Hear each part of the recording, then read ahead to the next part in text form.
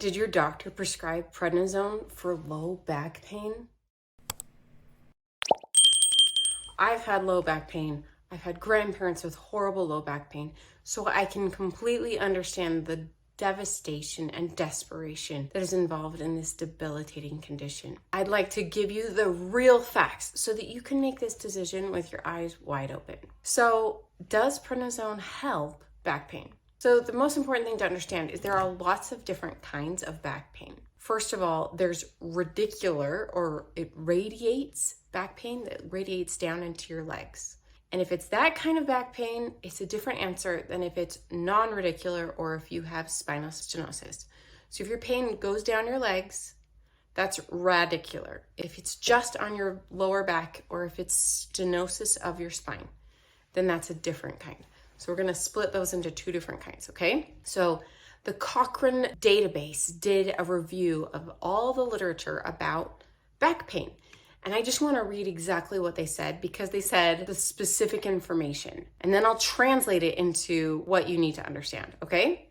They said systemic corticosteroids, like prednisone, appear to be slightly effective at improving short-term pain and function in people with radicular low back pain, not due to spinal stenosis, and might slightly improve long-term function. The effects of systemic corticosteroids in people with non-radicular low back pain are unclear, and systemic corticosteroids are probably ineffective for spinal stenosis. So what that means is that prednisone may work a little tiny bit for people who have pain that radiates down their legs.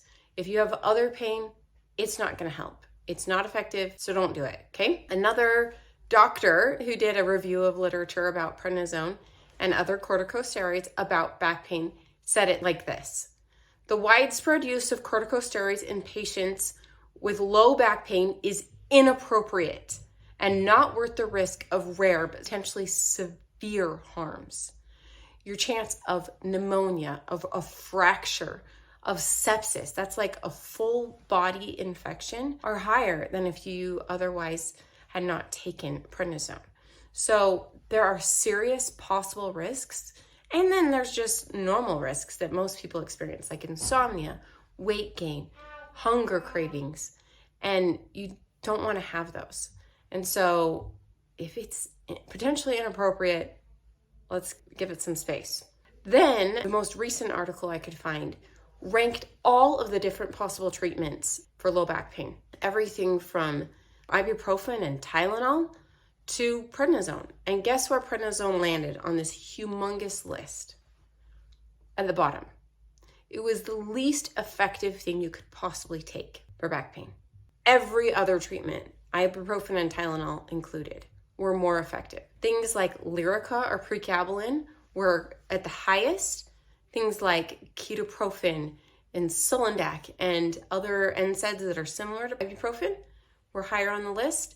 Tizanidine and muscle relaxant, carisoprodol, another muscle relaxant, those were higher on the list than prednisone. It was literally the bottom of the list for the pain intensity scale for effectiveness. So I would literally try everything before prednisone. If you have literally tried every single possible treatment, and I'm talking every prescription anti-epileptic drug, anti-seizure, those are the same thing, anti-spasmodic, everything before you try prednisone. It's the least effective thing of all. And then other things that can help include stretching. I've personally had low back pain, and stretching was the most effective thing for me. My grandfather had terrible low back pain, and water aerobics was one of the most helpful things for him.